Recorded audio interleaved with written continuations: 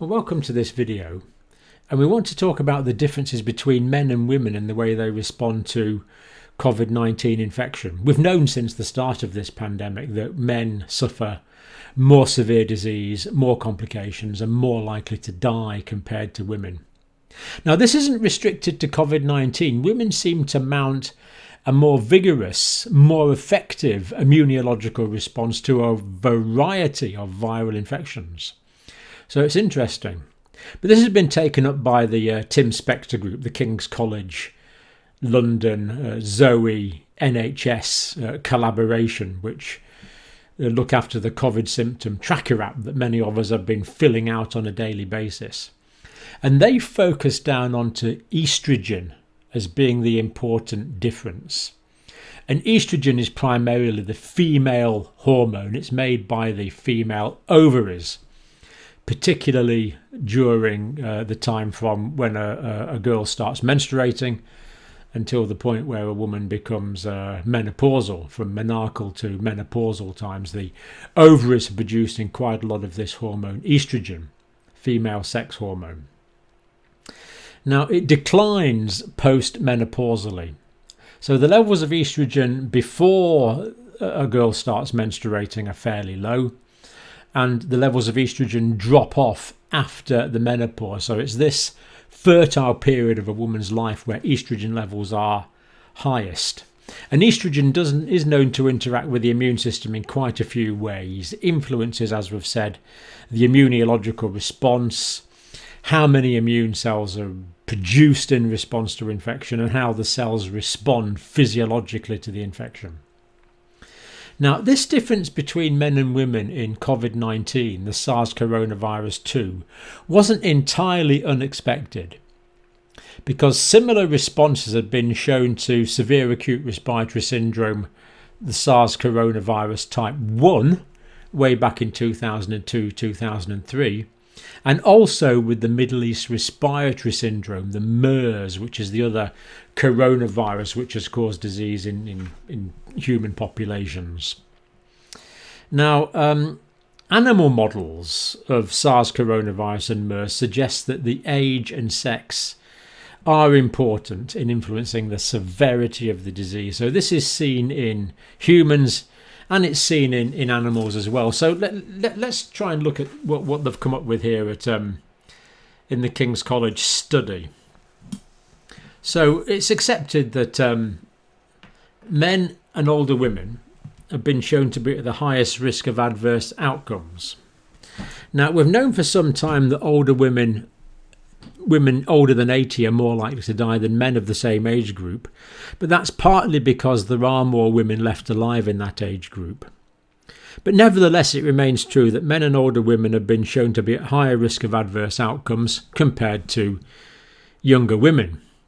So why is this? Now, this is a preprint from this collaboration, and that's the reference for the Zoe tracker app. Now, the variables that the study looked at: menopausal status, was the woman menopausal or not? And menopause is simply defined by the time really when menstruation ceases. That's all that menopause means. Of course, there's a lot of other associated symptoms with it, hot flushes being a classic one. But the main thing is that the woman would no longer be menstruating, and then that means they're menopausal. So if they're menopausal or not. Now, they also took information on the combined oral contraceptive pill, which contains estrogen and progesterone, in addition to that which the body normally makes. So the combined oral contraceptive pill. So they looked at the menopausal status, they collected data on that, they collected data on whether a woman was on the combined oral contraceptive pill. And also, they collected data on whether women were on hormonal replacement therapy. So after the menopause, or when women are menopausal, they experience a lot of unpleasant symptoms, like the hot flushes, for example. And if you take hormone replacement therapy, that's just a low dose of estrogen every day, that basically means that those symptoms go away. It kind of reverses the menopause. But the point is, if you're taking hormonal replacement therapy, that means you'll have women who are postmenopausal but yet have higher levels of estrogen than you would physiologically expect. So that's the information that they collected. And they collected it from 152,637 women. So that many women were menopausal. This is a big sample. They collected information from nearly 300,000 women that took combined oral contraceptive pills. And they collected information from 153,000 women that were on hormonal replacement therapy. So this adds up to an awful lot, 152,000 plus 295,000 plus 151,000. This is a big sample size. So that many were menopausal or postmenopausal, that many were on the oral contraceptive pill, that many were taking hormonal replacement therapy after the menopause. So it's a big sample size. And the results were corrected for age, smoking and body mass index. So it's as if they weren't a problem. They were able to account for those because they had data on that already from the symptom tracker app. Now, what were the results? Well, postmenopausal women aged 40 to 60. Now, 40 sounds young to have the menopause, and it is. I think the average menopausal age in the UK is about 52, but it's not it's often not known. People often assume that women are going to be fertile throughout their 30s and 40s, or early 40s anyway, not late 40s typically. But this isn't always the case. Some women can be menopausal at really quite young ages. So to have women that are menopausal in their 40s is by no means uncommon. That can certainly occur. So the results, they looked at postmenopausal women aged 40 to 60. So these were women who were no longer menstruating. The amount of estrogen that they would be producing would be reduced. And they found that they had more diagnosed cases than younger women. They had more symptoms of COVID-19 than younger women, so more diagnosed cases of COVID-19, more symptoms of COVID-19. And that doesn't mean to say they're getting more infections, but the number of people that sought testing was greater. And there was a trend, but it wasn't significant, to increase disease severity. So it looked like these postmenopausal women, aged 40 to 60, were getting more severe symptoms, more increased disease severity, but that didn't reach significance. So if it doesn't reach significance, that means significance means that you're 95% sure it's a genuine result. So it didn't reach that, but there was that trend there. So looking like postmenopausal women definitely get more cases and more symptoms. And it's probably more likely that their symptoms are more severe, but that's not definite, compared to younger women. Now, women aged 18 to 45 who were taking the combined oral contraceptive pill. So in other words, these women here had less estrogen on board.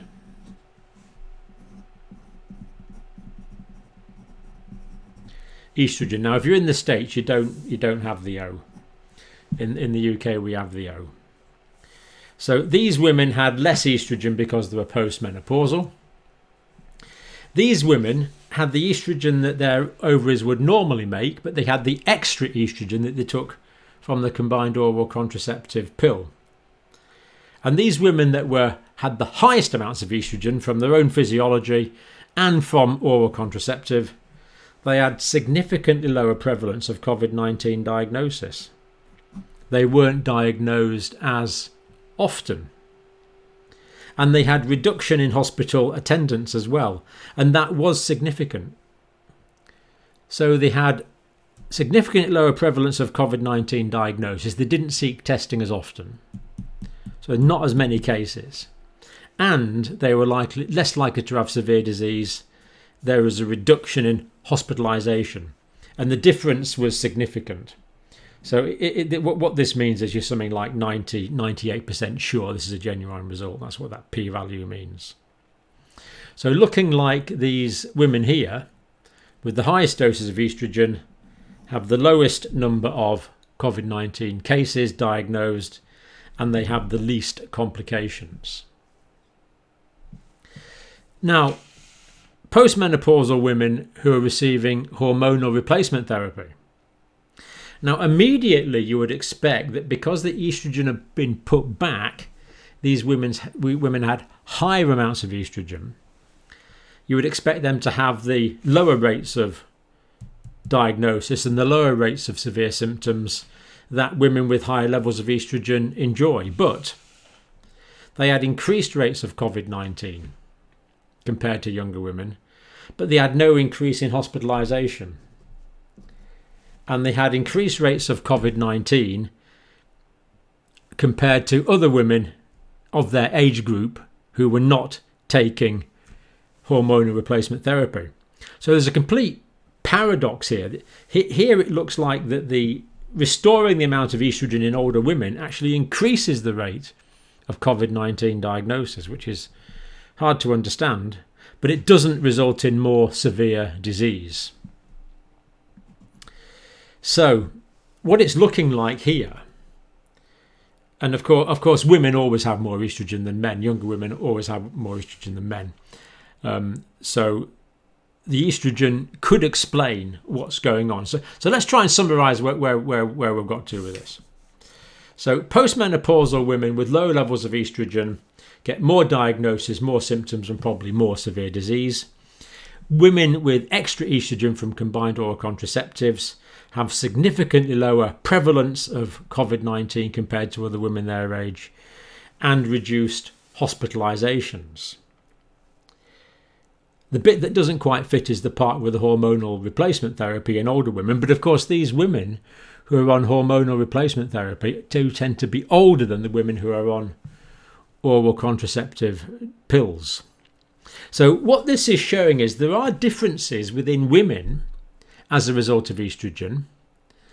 Therefore, it's reasonable that the differences between men and women could also be as a result of estrogen. But of course, this doesn't prove that. Of course, it doesn't demonstrate either why young girls are less likely to get severe disease. But there again, young boys are as well. So younger age groups are both likely to get less severe disease.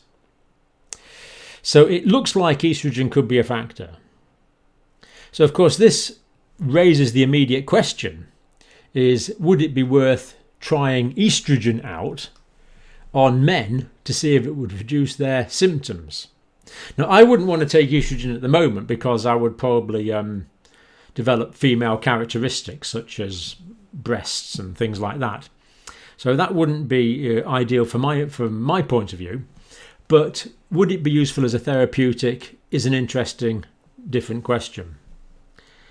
So estrogen is the possibility put forward by the COVID symptom tracker app as a reasonable explanation for the differences between men and women, arguing from the differences in the levels of estrogen between different classes of or different categories of women based on their estrogen levels. Now, I know that's not particularly satisfying. It's not proof, it's not evidence, but it's an interesting discussion. And it's based on a lot of data. So that's all I wanted to say about that, I think. Now, that's that video finished. Now, I get loads and loads of questions about this bric-a-brac behind me that's on the shelf, this dog and things, and the YouTube doodah. Now, all of these things on the shelf behind me are there for very specific reasons, and they have allegorical and philosophical significance. Well, actually, that's not quite true. When I was tidying up, so there wasn't too much clutter, they were just what was left on the shelf, actually. But I'm going to show you them anyway, because I've had so many requests. So just a minute, I'll show you the YouTube one first, and we'll talk about that. So this is... It's a bit dusty. This is what you get. This YouTube send you one of these when you have 100,000 subscribers. So that's what you get for 100,000 subscribers. So I got one of those, a silver button for having 100,000 subscribers. Now, you don't get another one of these until you get to 1 million, and I'm quite a long way off that yet. You get a gold one. You get a gold one when you get to 1 million. I'm a long way off that. But I've been making videos for a long time now. Now, I started in 1992 making videos. And if you look around on my YouTube channel, you might find some of the ancient, quite embarrassing videos. But I started on these things. Now, if you don't know what this is, ask your mum or your dad or your grandparents and they'll tell you it's an SVHS video cassette. So we started off with these. And I used to make a master one and then make copies. And then we used to send them to colleagues in Africa and Asia and places like that that used to use them for teaching, primarily for teaching student nurses and some medical students. But of course, we had a master copy of that, and every time you copied that, it was analog, and the quality deteriorated, so the people in Africa couldn't make copies without losing resolution. So it was good, and it worked, and we got some good feedback from quite a few African and Asian countries. But it was limited because of the analog nature. Then, of course, these things came along. Now, even you young people will probably recognise the DVD, digital video disc. So they came along next. And the good thing about those is you could copy a lot of those really quite quickly. These, you had to copy them in real time. It took 3 hours to copy one because you had to play one and then play the other. But these, you can copy them fairly quickly. And because these are digital, then obviously you lose resolution. So that was number 3. That was on inflammation. And in fact, I think that video is still on the internet somewhere. But then of course, dematerialization and online videos came, and that allows you to reach many more people. So this is a long-term project. So what I started off doing was making videos on all the subjects that student nurses and student doctors around the world would need. All the basic physiology and all the basic pathophysiology. And they're all there on YouTube if you want to watch them. And I've made some specific courses relating to that as well. But then when the COVID-19 pandemic came along, I started doing videos that focus on that. So that's what that is. It's just you get that for 100,000 views. So that's nice to have. Gold one would be nice, hint, hint. But I'm quite a long way off 1 million subscribers. But that's what that is. So if anyone's still watching this video, if you're not bored stiff with all that, then thank you for watching.